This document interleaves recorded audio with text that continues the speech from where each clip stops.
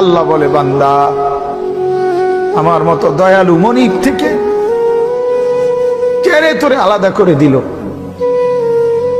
মা গাররাকা, আরে বান্দা আমার থেকে কেন আলাদা হলি? আমি কি অপরাধ করেছি? সারাদিন আসমানে আলো দিয়ে আমি অন্যায় করছি? আজ আবার রাতের বেলা ঘুমের পরিবেশের জন্য অন্ধকার করে দিয়ে আমি অপরাধ করছি?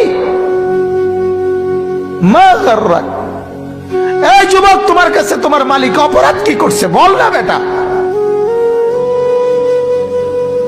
বল।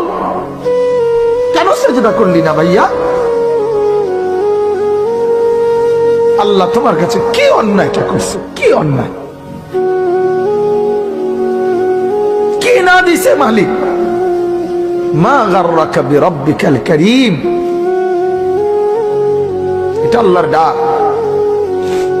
আল্লাহ বলেন, বান্দা কে রে তোরে আমার থেকে আলাদা করলো?